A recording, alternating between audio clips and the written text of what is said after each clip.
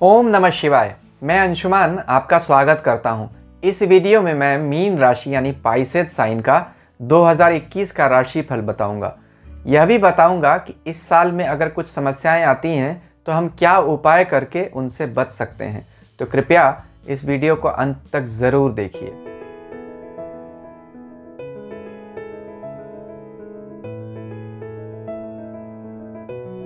Mean राशि वालों के लिए यह साल बहुत खास रहने वाला है। ऐसा क्यों? क्योंकि राशि के स्वामी का 11वें भाव लाभ भाव में गोचर, शनि का पूरे साल आपके लाभ भाव से गोचर आय के स्थान से, और राहु केतु का बहुत ही अच्छा तीसरा नवा गोचर आपको काम में, पैसे में, परिवार में हर तरह की उत्थान ही दिखा रहा है। यानी आप हर तरीके से बढ़ेंगे ही। बीच बीच में कुछ समस्याएं तो आएंगी जब राशि का स्वामी 12वें गोचर करेगा। वह समय कब होगा और क्या समस्याएं आएंगी और कैसे उनसे बचना है और किन किन समय में क्या बहुत अच्छी संभावनाएं हैं और उनको हम और अच्छा कैसे कर सकें, इस पर इस वीडियो में हम विचार करते हैं। यह देखना ज़रूरी होगा कि साल की शुरुआत में ग्रह स्थितियां कैसी रहने वाली हैं। तो आइए उस पर चर्चा करते हैं, तभी हमें आगे समझ में आ पाएगा कि राशि का पूरे साल जो गोचर होगा वह मीन राशि वालों को कैसे प्रभावित करेगा और हमें किन बातों का खास ख्याल रखने की ज़रूरत है। तो आइए देखते हैं कि शुरुआत कैसी हो रही है साल की। साल 2020 तो कोरोना वायरस की भेंट चढ़ गया। क्या साल 2021 हमारे लिए अच्छा होगा? इस सवाल का जवाब ढूंढने के लिए हमें यह देखना पड़ेगा कि साल 2021 की शुरुआत कैसी होने वाली है। तो आप स्क्रीन पर जो कुंडली देख रहे हैं वह 1 जनवरी 2021 की रात की 12 बजे की है। कन्या लग्न से इस साल की शुरुआत हो रही है, जो एक अच्छा शुभ लग्न है, बुध का लग्न है। बुध, अब देखिए साल का जो नंबर आता है 2021, 2 + 2 + 1 = 5, यानी 5 नंबर। अंक ज्योतिष में 5 नंबर बुध का नंबर माना जाता है और बुध लक्ष्मी का स्वामी है। यानी बुध से हम क्या देखते हैं? फाइनेंस। बुध से हम अर्थव्यवस्था देखते हैं, बुध से इकोनॉमी देखते हैं और व्यापार देखते हैं। वैसे भी बुध को विष्णु स्वरूप कहा गया ज्योतिष में। तो यह लग्न तो बहुत ही शुभ है। बुध जो लग्न का स्वामी है वह चौथे स्थान में बैठा हुआ है। साल की शुरुआत में देखें तो जो लग्न है वह हस्त नक्षत्र में उदय हो रहा है। हस्त नक्षत्र चंद्रमा का नक्षत्र है और चंद्रमा अपनी ही राशि में 11वें लाभ स्थान में बैठा हुआ है। यानी यह स्थिति बड़ी अच्छी है। चंद्रमा लाभ स्थान में बैठना यानी साल में सभी लोगों को धन की प्राप्ति जरूर होगी। अब अगर आप देखिए तो चंद्रमा भी स्वयं पुष्य नक्षत्र में बैठा हुआ है। पुष्य एक अच्छा नक्षत्र माना जाता है व्यापार के लिए और सभी शुभ कामों के लिए। यह शनि का नक्षत्र है। शनि स्वयं मकर राशि में बैठे हुए हैं। बुध को अगर देखिए तो बुध भी पूर्वाषाढ़ा नक्षत्र में बैठे हुए हैं, जो शुक्र का नक्षत्र है। कन्या लग्न के लिए शुक्र भाग्य के स्वामी बनते हैं। तो यहाँ नक्षत्रों की स्थिति, ग्रहों की स्थिति, राशियों की स्थिति बड़ी ही अच्छी दिख रही है। इसके अलावा साल की शुरुआत में ही मंगल भी अपनी ही राशि में बैठे हुए हैं। साथ ही साथ राहु और केतु अपनी अपनी उच्च राशियों यानी वृष और वृश्चिक में बैठे हुए हैं। तो ये जो 4-5 प्रमुख ग्रह हैं उनकी स्थिति बहुत अच्छी है और सभी नक्षत्रों की स्थिति अच्छी है। तो जैसा स्वस्ति वाचन मंत्र में कहा जाता है, तदैव लग्नम सुदिनम तदैव तारा बलम चंद्र बलम तदैव विद्या बलम दैव बलम तदैव लक्ष्मी पतयम तेम गृहम स्मरामी। यानी चंद्र का बल, तारा का बल, देवता का बल, विद्या का बल देख लीजिए। अगर लक्ष्मीपति की आराधना से, उनके नाम से सब शुरू करते हैं तो सब कुछ शुभ होता है।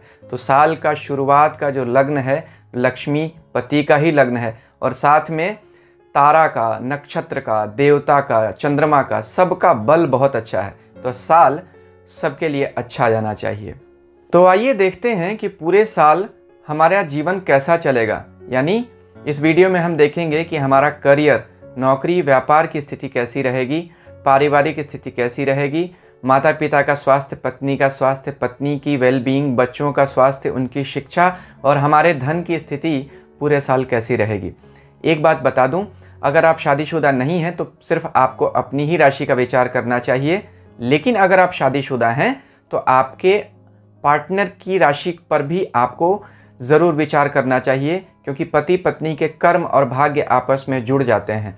शास्त्र कहते हैं कि हमारे पाप पुण्यों के साक्षी 14 विभूतियाँ होती हैं। कौन? सूर्य, अग्नि, आकाश, वायु, इंद्रियां, चंद्रमा, संध्या, रात, दिन, दिशाएं, जल, पृथ्वी, काल व धर्म। यह 14 विभूतियां हैं। हमारी 12 राशियां होती हैं, उनमें 2 सूर्य व चंद्रमा जब घूमते हैं, यानी 12 + 2 14, तब हमें अपने पाप पुण्यों का फल मिलता है। तो यह फल पति पत्नी दोनों को मिलकर भोगना पड़ता है, इसीलिए दोनों की कुंडलियों का साथ में विश्लेषण ज़रूर करना चाहिए। साथ ही यह भी देख लीजिए कि जो ग्रह फल हमें मिलते हैं वह महादशा, अंतरदशा व गोचर के हिसाब से मिलते हैं। तो यह वीडियो मैं गोचर के हिसाब से बता रहा हूँ। आपको अपनी महादशा का ज्ञान ज़रूर होना चाहिए, वह भी देख लें किस ग्रह की महादशा चल रही है, उसके हिसाब से भी आपको फलों में चेंजेस हो जाएंगे। अगर आपको मेरा वीडियो पसंद आ रहा है तो कृपया मेरे चैनल को सब्सक्राइब कीजिए और सब्सक्रिप्शन बटन के साथ लगी घंटी को भी ज़रूर दबा दीजिए। मीन राशि एक विशेष राशि होती है। मीन का मतलब होता है मछली। मछली जल की रानी है, तो इसे सभी राशियों में रानी कहा जा सकता है। वैसे भी यह अंतिम राशि है 12 राशियों में, इसके बाद कोई राशि नहीं आती है। तो इस बात का विचार करना पड़ेगा कि यह दिखने में कैसी है। 2 मछलियों का पेयर है जो हमेशा घूमने के लिए तैयार हैं। तो ऐसे लोगों में, जो मीन राशि वाले लोग होते हैं, चलने फिरने, घूमने फिरने, स्वभाव बदलते रहने की बहुत ही लत होती है। अब ये अच्छी भी हो सकती है, बुरी भी होती है। ऐसे लोग बहुत अच्छे अच्छे प्रोफेशंस में ही पाए जाते हैं जहाँ ज्ञान बांटना हो, क्योंकि गुरु की राशि है ना। देखते हैं इस पूरे साल आप क्या बांटेंगे। उदार बहुत होते हैं ये लोग, तो धन भी बहुत बांट देते हैं। यही इस साल आपको सावधानी रखने की ज़रूरत है। बृहस्पति आपका 12वें भाव से गोचर करेगा 5 अप्रैल से लेकर 15 सितंबर के बीच में। इस समय में आपके खर्चे बहुत बढ़ जाएंगे। पूरे साल आप पैसे तो बहुत कमाएंगे, लेकिन कहीं ऐसा ना हो कि आप पैसे दोनों हाथ से खुला खर्च कर दें। अच्छे कामों में भी बहुत सारे पैसे खर्च करेंगे आप, क्योंकि 12वें भाव में जब गुरु का गोचर होता है तो व्यक्ति शुभ कामों में खर्च करता है, दान करता है। लेकिन फाइनेंशियल मैनेजमेंट, वेल्थ मैनेजमेंट करना भी ज़रूरी है। पास का सारा पैसा दान कर देना अच्छा नहीं है। आपको संभाल कर भी रखना पड़ेगा, अपने लिए भी। देना बुरी बात नहीं है, लेकिन सोच और संभाल कर देना। ख़ास तौर पर जो परिवार वाले लोग हैं उन्हें वेल्थ मैनेजमेंट की ज़रूरत रहती है। तो आप कहीं ऐसा ना हो कि दया में आकर बहुत कुछ दान कर दें, या लग्जरी आइटम्स पे ऐसे लोग खर्च करने के बहुत शौकीन होते हैं। खाने पीने, पहनने ओढ़ने के बहुत शौकीन होते हैं और बहुत ज़्यादा धन खर्च करते हैं। तो इस साल ऐसा हो सकता है कि गुरु के ऐसे गोचर की वजह से आप अनावश्यक खर्च कर दें और फिर कुछ समय में आपको पैसे की तकलीफ होगी। अच्छे समय में कमाया हुआ धन बुरे समय के लिए बचा कर ज़रूर रखना चाहिए। समय हमेशा एक जैसा नहीं रहता है। 2021 मीन राशि वाले लोगों के लिए बहुत सारा पैसा लेकर आ रहा है, तो उसे जमा करने की आदत डालिए। देखते हैं पूरे साल आपको क्या संभावनाएं आ रही हैं। तो राशि स्वामी बृहस्पति से ही शुरू करते हैं। देखिए, साल की शुरुआत में ही अगर आप देखिए तो सूर्य और बुध का बुधादित्य योग बन रहा है। बहुत अच्छी बात है। साल की शुरुआत आपके करियर के लिए बहुत अच्छी होने वाली है। लेकिन उसके बाद जुपिटर, जो शनि के साथ आपके 11वें भाव में बैठा हुआ है, और शनि आपके आय स्थान और व्यय स्थान का स्वामी है, यानी 11वें और 12वें भाव का, उसका 12 जनवरी से 14 फरवरी तक अस्त हो जाना यह दिखाता है कि इस समय में ही आपको पैसे की तकलीफ होने वाली है। पैसे का खर्च अचानक से बहुत ज़्यादा बढ़ जाएगा और इनकम कम हो जाएगी, तो सावधानी रखने की ज़रूरत है। वैसे भी कुंडली के 12वें भाव के स्वामी का लग्न के स्वामी के साथ बैठना, यानी शनि का गुरु के साथ बैठना, दिखाता है कि सेहत में कुछ उठापटक होगी इस समय में। ख़ास तौर पर आपको फैट की प्रॉब्लम्स, कोलेस्ट्रॉल की प्रॉब्लम या पैर की प्रॉब्लम, इन 2 प्रॉब्लम से स्पेशली बचना पड़ेगा। हालांकि बचाव हो जाएगा, लेकिन समस्याएं आएंगी। यह भी देखिए कि आपकी राशि से शुक्र की जो स्थिति है, शुक्र आपकी राशि से 3रे भाव और 8वें भाव के स्वामी हैं। यह शुक्र 16 फरवरी से 16 अप्रैल तक अस्त रहेंगे। इस समय शुक्र का गोचर 2 राशियों से होगा, कुंभ और मीन से। मीन तो फिर आपकी राशि हो गई, तो राशि के ऊपर से अष्टमेश का गोचर वह भी अस्त अवस्था में दिखाता है कि आपको बड़ी बीमारियों से सावधान रहने की ज़रूरत है। ख़ास तौर पर ग्लैंड्स की प्रॉब्लम जैसे होती है, एसिड रिफ्लक्स की प्रॉब्लम होती है, उनसे विशेष सावधानी रखने की ज़रूरत है। गुरु कुंभ राशि में 5 अप्रैल को चले जाएंगे, जहां वह 15 सितंबर तक रहेंगे। फिर 21 नवंबर से साल के अंत तक कुंभ राशि में ही रहेंगे। कुंभ राशि यानी मीन राशि वाले लोगों के व्यय स्थान की स्वामी है, तो राशि स्वामी का व्यय स्थान में चले जाना अच्छा तो नहीं माना जा सकता है। लेकिन जो लोग विदेश से जुड़ा हुआ काम करते हैं, या जिन्हें विदेश जाने की इच्छा है, या जो लोग किसी तरह के धार्मिक काम में जुड़े हुए हैं, उनके लिए बहुत अच्छी स्थिति मानी जा सकती है। पीआर के लिए, जो परमानेंट रेजिडेंसी के लिए ट्राई कर रहे हैं, वो इस पीरियड में जा सकते हैं। किसी तरह के एग्ज़ाम की जो तैयारी कर रहे हैं विदेश जाने के लिए, अगर कोई विद्यार्थी हैं, उनके लिए भी समय बहुत अच्छा है। यह ऐसा दिखाता है कि इस पीरियड में आपके खर्चे बढ़ जाएंगे। अपने शौक पर या अपनी इच्छाओं पर आप इस पीरियड में ज़रूरत से ज़्यादा धन खर्च करेंगे, और फिर आपको पैसे की समस्या हो सकती है, क्योंकि राशि के स्वामी का 12वें जाना धन के खर्च को बढ़ा देता है।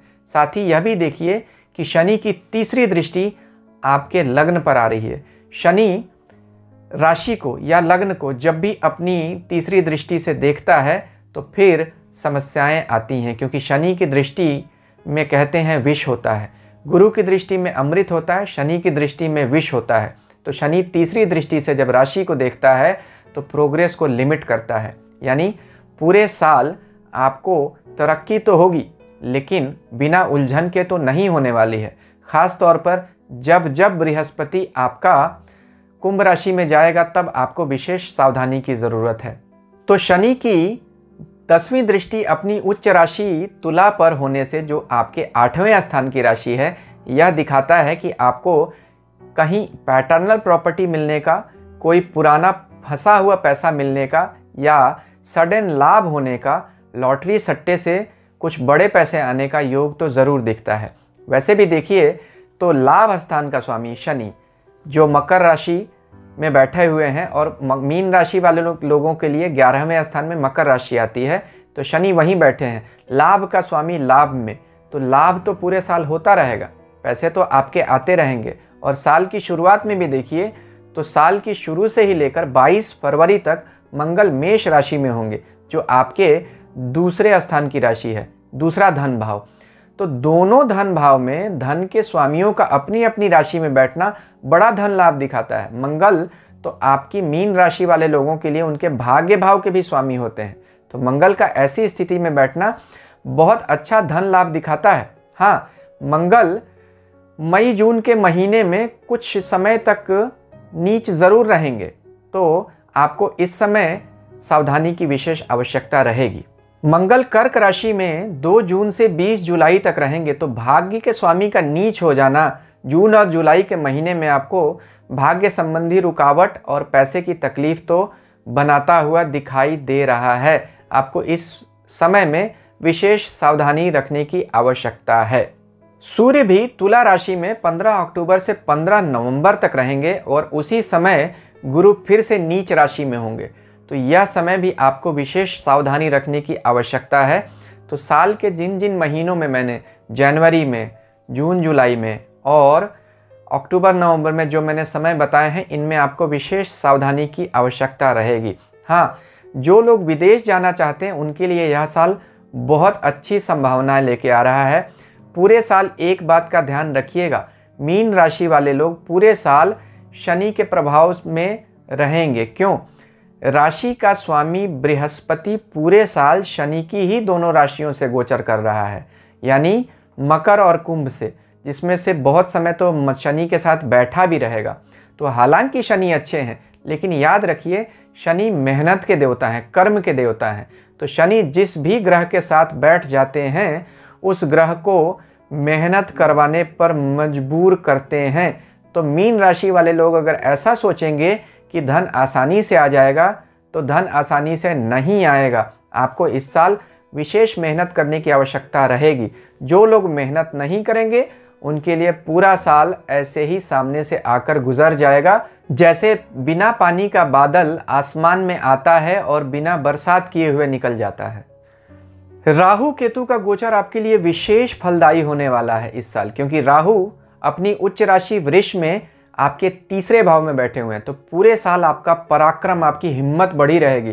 तीसरे घर से राहु का गोचर आपको विदेश संबंधी मामलों में, खास तौर पर जो लोग कोई इंडिपेंडेंट कंसल्टेंसी का काम करते हैं, फाइनेंशियल सर्विसेज से जुड़े हुए हैं, उनके लिए तो विशेष लाभ होने वाला है, क्योंकि साल की शुरुआत से लेकर 5 अप्रैल तक गुरु की 5वीं दृष्टि भी राहु पर होगी और राहु तीसरे, छठे, 10वें, 11वें उपचय भावों में बहुत ही अच्छा परिणाम देते हैं।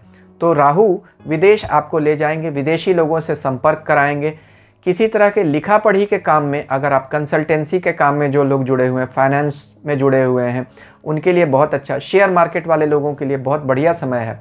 जो लोग स्पेकुलेशन का काम करते हैं, कम्युनिकेशन के काम से जो लोग जुड़े हुए हैं, जो लोग मीडिया से जुड़े हुए हैं, उनके लिए राहु का यह गोचर बहुत ही ज़्यादा अच्छा होने वाला है। तो मीन राशि के वो लोग जो इन कामों से जुड़े हुए हैं, उनके लिए तो विशेष सफलता का साल है। वहीं अगर आप देखिए तो केतु आपके 9वें स्थान से अपनी उच्च राशि से गोचर कर रहा है।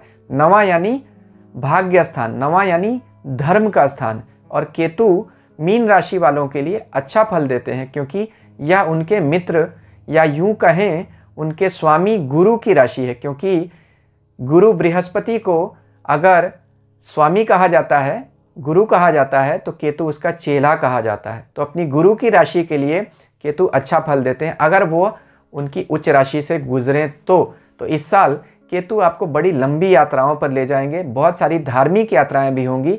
गुरु का भी गोचर 12वें भाव से यह दिखाता है कि आप बहुत सारी धार्मिक यात्राएं करेंगे। गुरु और केतु का विशेष गोचर आपके लिए यह दिखाता है कि इस साल घूमने फिरने का साल तो है, बहुत दूर जाएंगे और परिवार के साथ बहुत अच्छा क्वालिटी टाइम आप बिताएंगे। साल के बीच में जो समस्याएं आएंगी उनके लिए आपको क्या उपाय करना चाहिए? देखिए, अपनी जेब में एक पीला रुमाल पूरे साल रखें। पीला रंग बृहस्पति का रंग होता है। केले के पेड़ की पूजा बृहस्पतिवार के दिन पीला सिंदूर लगा कर करें और चने की दाल का दान कर सकते हैं अगर आपको सेहत संबंधी समस्या आती है तब। 3 मुखी रुद्राक्ष भी आप धारण कर सकते हैं। 3 मुखी रुद्राक्ष बृहस्पति को दर्शाता है। वैसे भी अंक ज्योतिष में 3 नंबर बृहस्पति का नंबर होता है। तो जो लोग 3 तारीख, 12 तारीख, 21 तारीख या 30 तारीख को जन्म लेते हैं, उनके जीवन में बृहस्पति का प्रभाव बाकी लोगों के मुकाबले ज़्यादा होता है। और अगर वह बृहस्पति की ही राशियों के हों, धनु या मीन के, तो यह प्रभाव बहुत ज़्यादा बढ़ जाता है। तो इस साल में आप यह देखिए कि साल आप सबका बहुत अच्छा जाने वाला है, लेकिन आलस अगर करेंगे तब तो फिर जैसे मैंने कहा, बिना पानी का बादल आसमान से बिना बरसे गुजर जाएगा और आप देखते रह जाएंगे कि कहाँ गया पानी। इसी तरह जो भी प्रॉमिसेज हैं धन आने की, धन लाभ तो दिख रहा है, धन का स्वामी शनि धन भाव में बैठा है, लेकिन उसके लिए वह बोल रहा है कि पहले मेहनत करो। और बृहस्पति और शनि दोनों ही श्रवण नक्षत्र में इस साल बहुत रहेंगे। शनि तो पूरे साल ही लगभग रहेंगे 24 जनवरी से। श्रवण का मतलब होता है सुनना। चंद्रमा का नक्षत्र है जो बृहस्पति के मित्र हैं। श्रवण कान को दिखाता है, तो कान के कच्चे मत बनिए। कान का सही इस्तेमाल कीजिए, सही तरह की इन्फॉर्मेशन लीजिए और दीजिए।